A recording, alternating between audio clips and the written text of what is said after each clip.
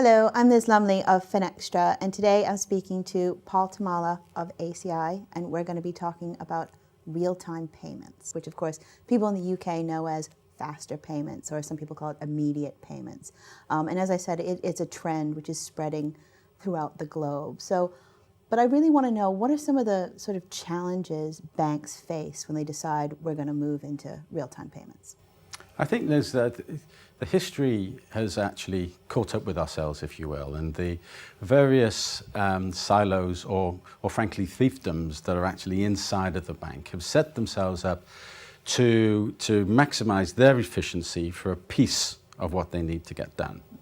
And of course, a lot of that was done for 10, 20, 30, 40 years ago, and of course is not best organized for what they need to do now. So not only do you have that level, but you also have the interdependencies on what those systems and what those businesses are trying to do. And the business model for what we're talking about, faster payments, immediate payments, isn't really best suited for something that we didn't even think of 40 years ago.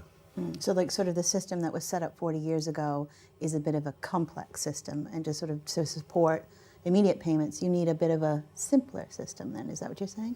Yes, I think it is a complex problem, and we would like to make it simpler, but I think the way of looking at that is actually quite a complex one in its own right, if you will.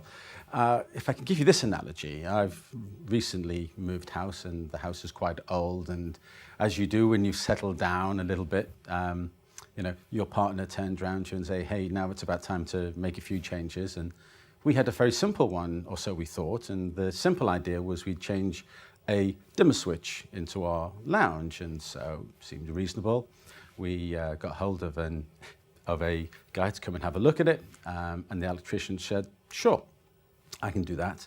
But you do realize that the wiring in the house is actually old wiring, and it's not up to standard, and if we do that, we need to change it. But well, we should do that, that makes sense. Mm-hmm. So we started that, and then he said, well, you know that the fuse box downstairs doesn't meet current regulations either. We need to change that too. So, okay, so we'll change the fuse box too. And okay, so the fuse box comes, and the fuse box is this big, whereas the old one was this big. So then we need to get in a builder to make good around the fuse box. A simple problem just gets bigger and bigger. And of course, then what happens is, of course, the wiring's all done, and then we need to get a painter and decorator to come in and make good in all the rooms where all this wiring's been done. And, at the end of it all, you said, well, all I've got now is a dimmer switch, and you forget you've got all this infrastructure. So something that can seem like quite a simple problem actually has nested roots. You can sort of understand why banks sometimes don't go down those projects, because they can see that ball of yarn get bigger and bigger.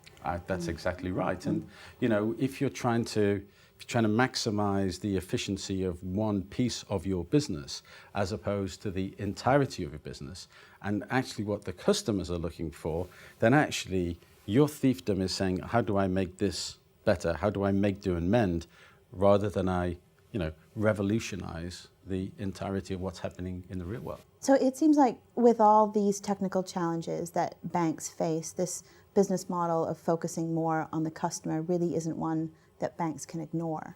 No, I think that's absolutely right. And I think that large customers are getting really, really smarter in what they want.